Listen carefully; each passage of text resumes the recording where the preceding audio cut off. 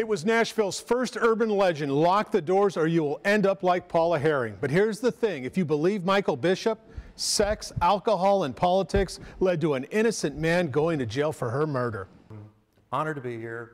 Michael Bishop is the center of attention of what is being called the largest gathering of Overton High School alumni ever. Why such a big crowd? It's more than a book. This humble man, don't even try to get him to brag, has an almost outrageous claim. He didn't just write a murder in Music City. He says he solved a murder. It took 15 years on and off to get to a confession.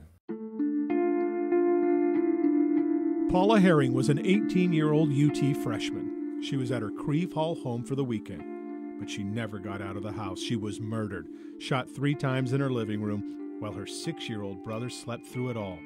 This was 1964. Norm Parton was an 11-year-old neighbor. You could not buy a chain lock for a door in Nashville. And there were armed parents roaming the streets. It uprooted the whole community. Within a week, police had arrested John Randolph Clark, a man who said he didn't do it, agreed to every interview, cooperated fully.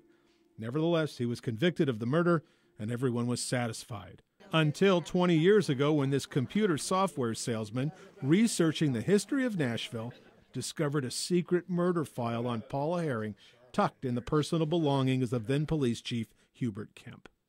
Bishop started a 15-year investigation. He claims Paula Herring's mother, Eva Jo Herring, was one of a group of Vanderbilt nurses that formed a kind of drinking, drugs, and sex club.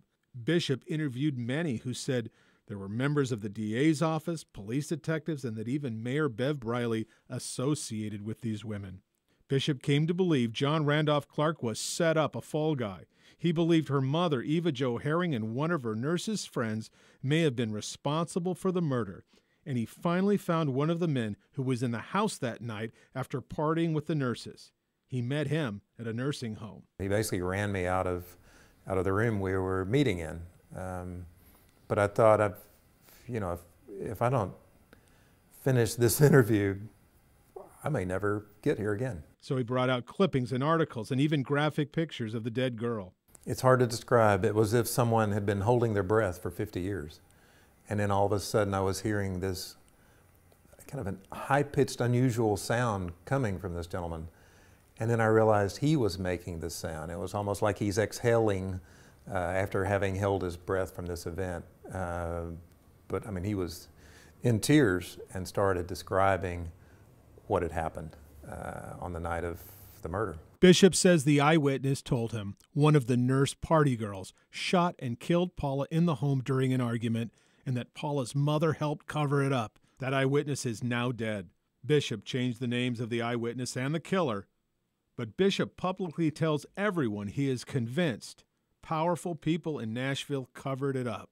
Turns out the trigger person actually turns out to be Mayor Briley's mistress at the time. So that was maybe one of the best reasons they had for keeping this story out of the news. We asked Mayor Briley's grandson, who was only 1 at the time, what he thought of the accusation against his grandfather, Vice Mayor David Briley.